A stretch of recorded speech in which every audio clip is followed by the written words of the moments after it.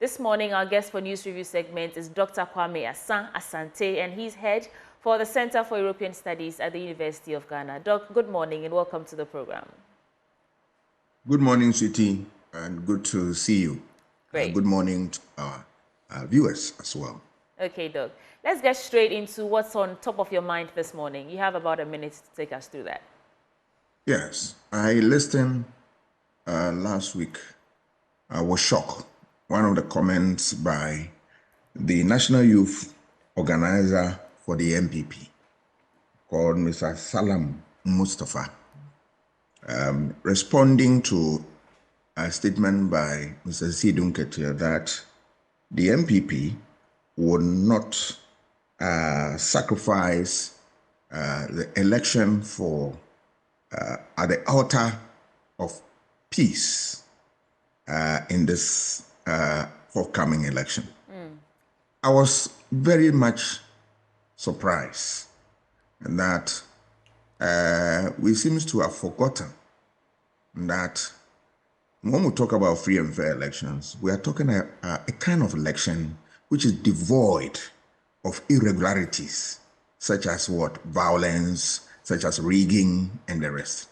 And yet, we purport to believe in working for free and fair election.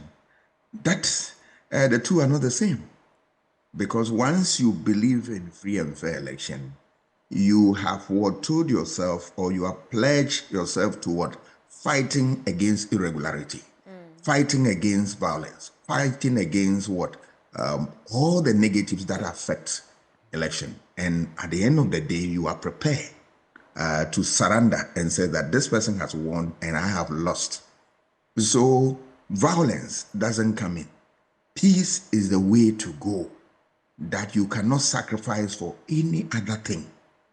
Once you go on that tangent, you yourself, you are not in tune with the concept of free and fair election.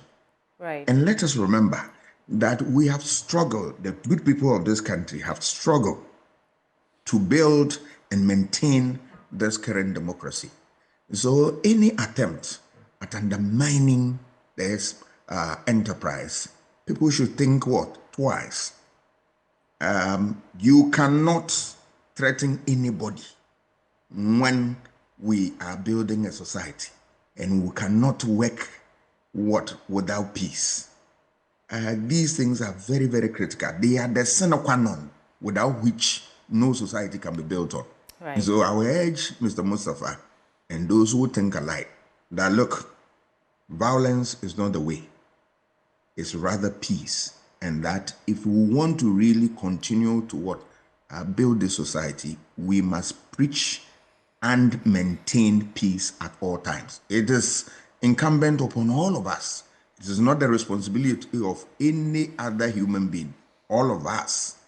And at all times, we want to maintain peace. Any other thing short of this is not countenance at all. Then what do you make, talking about peace, ahead of December elections, what do you make of the NDC's demands and the response from the Peace Council that they are going to negotiate these demands to see if they arrive at some sort of middle ground? Do you see the wisdom, first of all, in the demands that the NDC is making as a prerequisite to signing the Peace Pact, and then the response of the Peace Council? What do you think of it? You cannot blame NDC for what they are saying. Let us remember, they are not against peace, but they are saying that the body which is mandated to oversee peaceful process in election in Ghana, that is, or peace in general in Ghana, that is the National Peace Council, has reneged on its promise. They have sat down and saw certain acts being committed without getting to the bottom of it. They cited the issue of the killing of the 8 people, which for me is a sorry story, and up to date remain a blot on our democratic credentials. Even if we lost one person, it's bad enough to derail our democratic process. So when they lay out certain conditions, these conditions or these issues do not come from heaven. Right. They are things that have happened, and they said, make sure that you walk us through. So I don't know what they are negotiating. In fact, Doc, I'm, we will have that conversation later on in the show. And so let's okay. put a pin in it for now and then get into the newspapers. Right. Okay. Sure. So let me start with the Daily Graphic then. On the front page, at the Graphic Business Stanbic Bank breakfast meeting yesterday, which we brought to you live, remittances fetched $28 billion in 10 years. And the experts are calling for measures to leverage inflow. A banking consultant, Dr. Richmond Ituahene, has indicated that Ghana's economic lifeline flows from the millions of Ghanaians living abroad who sent in $28 billion remittances over the last 10 years, surpassing the country's earnings from the export of gold, cocoa, and oil.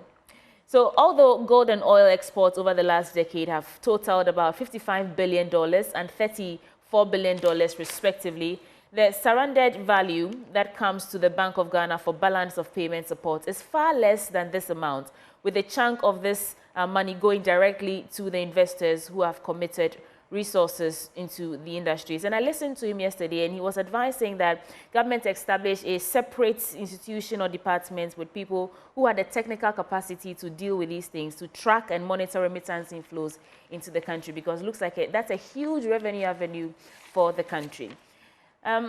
What do you make of it before we get to other stories?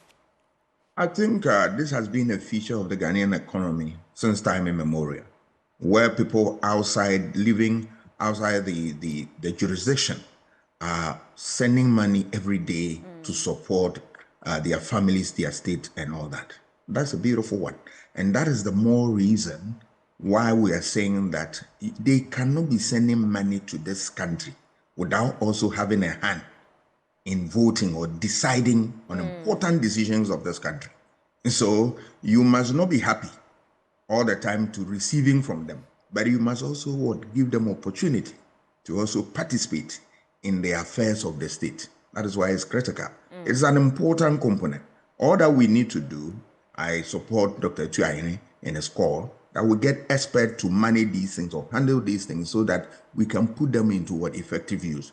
More often than not, you realize that we get resources, but the way we manage them raise a lot of questions. I think that the call from Dr. Ituahene is appropriate, and we need to do that if we really want to ensure value for money and encourage our people outside the borders to continue to dole out money to support ventures of different kinds in this country. Okay, let's do some other stories. President lauds trade unions for industrial harmony. Cabinet approves, these are stories on the front page. Cabinet approves gifted, talented education. Listing graphic on stock markets, better option, according to the National Media Commission chairman. And let's start with this president's applause for trade unions for industrial harmony. And that story is on page 13 of the Daily Graphic. I'll get to it in a bit. And it reads, right. So the president, Nana Addo Dankwa Akufo-Addo, has commended trade unions' preference for social dialogue over strike actions. He said promoted peace, social cohesion, mutual respect, and trust. And addressing the 12th Quadrennial Delegates Congress at the Trades Union Congress at the Pentecost Convention Center at Goma Fete in the Central Region yesterday, he stressed the need for stronger partnership that enabled trade unions to exercise their power for the benefits of all. But I mean, what the highlight from the president's speech yesterday was his labeling of that industrial action from labor as unnecessary. That is for the fight that these 4 hotels not be sold to Brian Champon's Rogue City Hotel. And, it's come under criticism that does he really, after they've given up on the sale, I mean, I hope they have, must the president now come and be labeling that action, that nationwide action, as unnecessary? What do you make of it? I think the president's statement was very much not proper. In fact, it was very unnecessary, rather. I mean, because the trade union cannot sit down while something goes on within their area of operation, and they will not comment. I mean, it amounts to they themselves slipping over their rights, and nobody will tolerate that. Not even the president will tolerate this thing for a minute when you know that your rights are being shortchanged and the rest of it, and you sit unconcerned. No, they will rise up and use the necessary public opinion tools, and one of it is strike, and the rest of that. I mean, so if they use the constitutional tools to address or drum home their grievances about something that is core to their lives, I'm not sure the president is qualified to describe their action as unnecessary. It may be unnecessary to the president and the government, but for the trade unions, it means a lot. And I support the trade union to continue to demand what is due them using the necessary legal procedures and processes. Any other comment, I'm sure they will dismiss it and ignore it and continue to soldier on. I'm not sure they are in to undermine anything in this country. All that they are looking for is what? Fair treatment, and treatment will respond to what? The rules of the game. That is all. And one of the biggest stories yesterday that has been captured here in the Daily Graphic about GBC receiving $3 million on the back of the All-African Games as the official broadcaster. That is according to Mustafa Yusuf, the sports minister, and that was when he appeared before the Public Accounts Committee. But I've listened to the Director General and some other people who said that figure is inaccurate, and in fact, they only received $105,000 and not $3 million. And I mean, as a concerned citizen, I'm asking myself, where's the money? Where did it go? $3 million, because some technical people are still saying they haven't been paid as we speak right now. And if they didn't receive $3 million, what is the sports minister talking about? Where did he quote this figure from? The inconsistencies, they scare me. Doc, I don't know what you make of it. Between $3 million, yeah. I myself was shocked to the core about two important institutions in the state. I mean, the sports ministry and the state broadcaster disagreeing on figures about something that has really happened. What has happened? That payment has been made, but as to the exact amount of money, nobody knows. And while this person is saying that it's 100 and $7 or $105,000, this person is saying that it's $3 million. Yeah. So which is which? I think that they need to reconcile the books, and the public is interested in knowing how much was paid to and how much was received. Wherever, what about of the differences, the public has the right to know, and we want to know it within the shortest possible time. And even if they received $105,000, why are people still not being paid? I mean, that is another legitimate question. Where did the money go? Where did the $105,000 go? Yeah. So the Director General, who said that yes, $105,000 was received, we want a breakdown as to who earned what, who received what. It is important. This is part of the accountability and transparency system which this country has pledged itself through. And if you look at the directive principle, the introductory part of our constitution, that's the preamble, their order. We believe in probity. We believe in accountability. And we believe in anything transparency. All right. So it is important and incumbent upon them to make full disclosure. We demand that.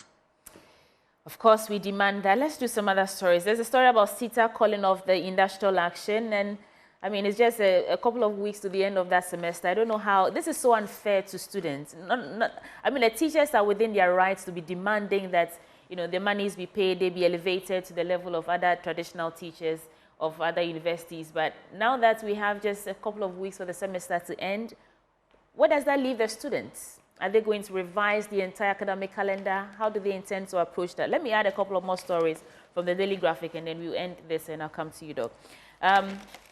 On the back page, Upper West takes delivery of drip equipment. NADMO triggers emergency response strategy for Bagri Dam spillage. And I remember that interview with the director for NADMO, and he said that they were prepared for the worst case scenario, and the impact will only be felt after a week. But there are reports that we've started seeing the impact of this spillage in some parts of the northern region.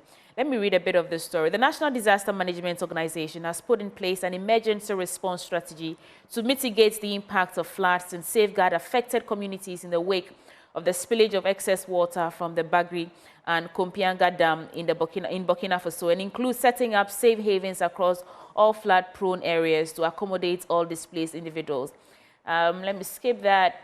The Northeast Regional Director of NADMO, John Kweku Alhassan, told Daily Graphic that the organization has also activated its Emergency Operations Center to streamline and coordinate disaster relief efforts. So this is before we are getting the reports that they're actually starting to feel the impact. And one of the things that he said that, stuck out for me was that they did not know for sure how much or the quantity of water that is going to be spilled. And I'm asking myself, shouldn't there be some sort of collaboration between those in Burkina Faso? And he said they only got a statement, but didn't they probe to know? At the time, as at Friday last week, the water level was at 232 point something and still rising. And so as we speak, they don't know for sure the amount of water that they're going to be spilling and the impact. So they cannot gauge the impact. Yet they say they're prepared for the worst case scenario. And that is what the story is saying, that they are in fact prepared for the worst case scenario. But that is what we have. And that's the final story I'll do from the Daily Graphic. On what basis are they saying that they are prepared? You don't know the volume of disaster in quotes, and how do you say you are prepared? But let's look at it critically. And that is why, if you look at this pillage and the effect that it has in Ghana, that is why the Walugu Dam is inevitable. Talk to VRA people, they will tell you that one of the best ways to deal with this problem is that construct the Walugu Dam. Then, whilst the water is coming from Bagri, Walugu will take a chunk of the water and then use it for irrigation purposes. That reduces the volume of the water. Then the water travels to Akosomo there with a reduced size, which will go through the dam to Pom. And we have very little or no incident. That is it. So the Walugu Dam is what the sine qua non, without which we are not going to get peace relative to what all the problems that are associated with the water spillage from Bagri Dam.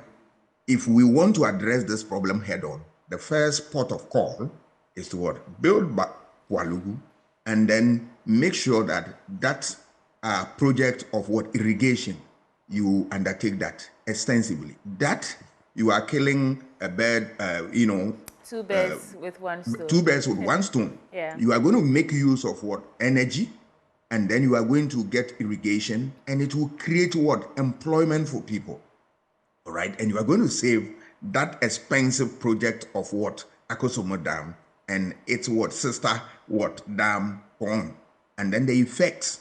The area people will tell you, if you allow the dam to have water accumulated behind it and the dam collapses, the whole part of Accra will be wiped out. Volta region and other areas. You have no idea. If when you talk to them, you get that scary, situation. So we don't want to go there. We don't want to go there. I want NADMO to be alive to these things, because VRA, what they do is that they have a team that look at the water every day, and they sit down, calculate the volume of water that comes, and then they report. Yeah. And then they open the dam slowly. People are not aware of these things. Talk to them, you get the details. Slowly. The time they said they are going full hawk, spillage, then it means they've reached the zenith, and that they need to save the dam. So they do this thing on daily basis. Those who go and put oil at places and all that, they do and come back to report. All right. But these things also are something which political office holders have run away from. You need to get courage to get people off the places they are not supposed to be near the water body. That is also a fact. Over the years, political office holders have not mastered the courage to get people out, and anytime they encroach all these spaces, they create problems for them. So I think we have to look at it. The issue of CETA, yeah. All right, and their strike and all that. It's unfortunate. I am not sure their concerns are just they spring a surprise on us in recent time. It has been on the table for a very long time. Yeah. What I have seen in this country is that on the labor front, government will negotiate with labor groups, and then when they agree on certain terms, you realize that government will fail. And based on that, people will come back to fight for them, their rights. And normally, yes, once you see students who are on campus ready to study and they don't have teachers, it calls for worry. But look, a hungry man is an angry man. All right. So they also, the teachers, deserve the fair share of their national cake. And once they get that, they will be able to deliver to the children. Remember, no teacher is interested in having your children, your students, sitting aloof without what being taught and all that. You are interested, but of course, you also need to fight for your interests first. So if the government doesn't want these things to happen, they need to fix this problem head on. Right, Doug. Just one quick thought before I get to the new Finder newspaper. I know for sure that the government and government's past understand the significance of building this Palugu Dam, which is why the Vice President also reiterated that he's committed to it in his manifesto. So what I don't understand is what's the challenge then? All these years, why has it not been done yet? And why are we still just committing to it in manifestos? Because at this time, they understand that is what the people want. So it's not like that leaders don't know what we want or what the country needs to propel our development agenda. But the challenge really is why they can't seem to reconcile what we need and doing what we actually want. And that is why I have a problem, because the essence, the bottom line when we're talking about governance is the use of political and economic resources to make life better for people. If you have a problem that you are not able to deal with, then what kind of leader will you be? A leader is the one who lead with example, who trigger the process to let people have meaningful life. So if you have a problem and you can't deal with it, then what type of leader are you? I am questioning that. Okay. Let's get to the new Finder newspaper. On the front page, Minister warns contractors against delays in secondary city support project execution. Diet, lifestyle crucial in managing polycystic ovarian syndrome, according to Dr. Paddy Aite. Guard against job losses to technological advancements. That is the president to TUC. Let's start with the minister's warning to contractors against delays in secondary city support project execution. And that story is on page 8 of the New Finder newspaper. The Minister for Local Government, Decentralization and Rural Development, Mr. Martin J. Mensah Kosa, has cautioned contractors involved in the Ghana Secondary Cities Support Project against delays or requests for contract extensions. And he emphasized that requests for extension in contract duration would not be entertained. Quote, these projects are essential to our nation's development, and any delays undermine our goals for economic growth and community well-being, he said. And a significant $245 million investment so far has been made in the urban development project. Doc, please hold for me. Let me do, about 3 major stories in this paper, and then we can speak about it and wrap up. GSS launches Ghana Starts App to promote district-level development. The Ghana Statistical Service has introduced the Ghana Stats app, a cutting-edge mobile application designed to provide comprehensive district-level statistics based on the 2010 and 2021 population and housing census. And it was launched yesterday, August 20. And this innovative tool aims to enhance data accessibility and empower policymakers, local authorities, and development partners with detailed insights to drive effective and targeted interventions across the country, propelling the digitization agenda, I guess. And on the front of tourism, arts and culture, they say diet, lifestyle crucial in managing polycystic ovarian syndrome. This is important, so let me put this out. A distinguished gynecologist and women's fertility specialist, Dr. Paddy Aite, has underscored the pivotal role that diet and lifestyle choices play in managing polycystic ovarian syndrome. In an insightful interview on ZFM, Dr. Aite highlighted how these factors significantly influence the symptoms of PCOS, a condition that affects many women worldwide.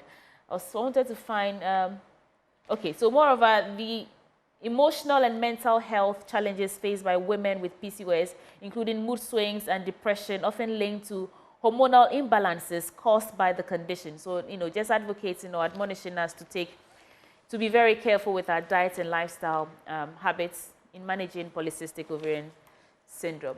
Doc, your review. Right. I will start with job losses, which have been attributed to introduction of technologies and all that. Yeah. Technologies will come at all times, and we need them. But that is why we as a society, we must also get ourselves in readiness to deal with the problems that accompany some of these good things that affect our society. So all that we need to be able to what? Move abreast with time and be able to deal with the lingering challenges or the challenges that come along with what? Introduction of what? New technologies. Technologies will forever come, but we must be ready and brace ourselves for it. Not only just brace ourselves, but we have a way out to that problem. Let us remember that there is always a way out. All that you need to think outside the box and create a problem. I am not one who is afraid of problems because I know that problems are the building blocks of society and they're building blocks of what? Development. It's a problem of walking from maybe Borga to Accra and somebody develop a car and somebody develop an aeroplane. We build on that, so we should not be afraid of this. Request for extension of projects and all that. A good call, all right? You know, deadlines are deadlines, and these things, they cost state a whole lot of money. So when the state want to insist that those who deliver service to them deliver based on what? Deadlines.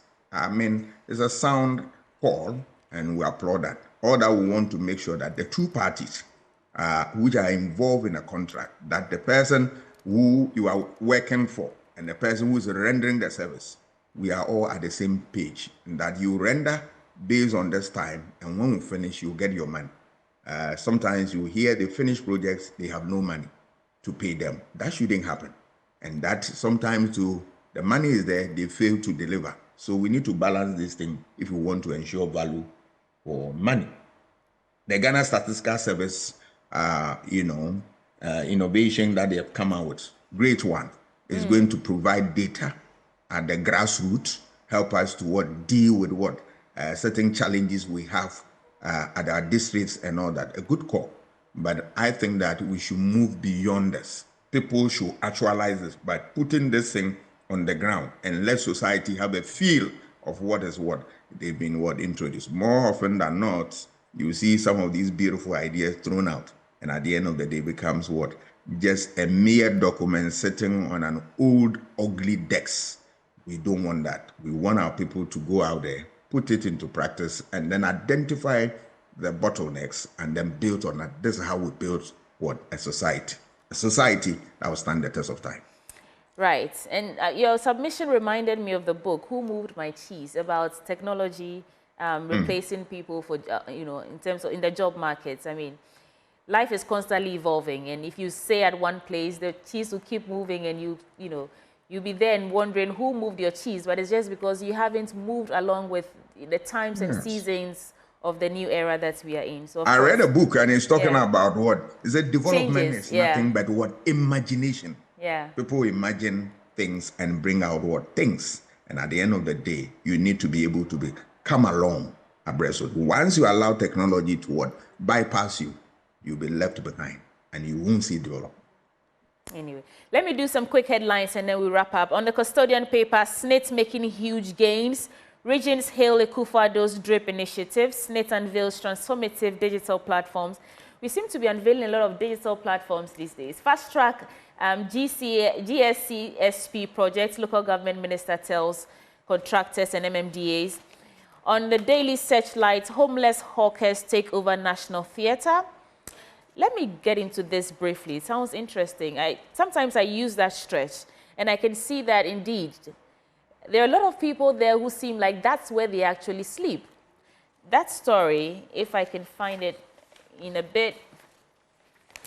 Oh, they didn't indicate where it is. Beg your pardon. Just give me a second to get to it. All right, Doc. I can't seem to find that story. But it's a serious issue that the authorities need to take notice of and see how they can fix that situation. That is the National Theatre, It's a beautiful edifice in the center of the city. People should not be living in and around those places. On the Accra Times, you stole our manifesto. NDC accuses NPP.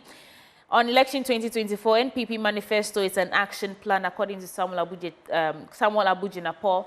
Apenyo marking tax Mahama to debate inconsistent Baumia. And the Ghanaian publisher says SNIT pays 3.2 billion Ghana cedis to contributors, launches mobile service week.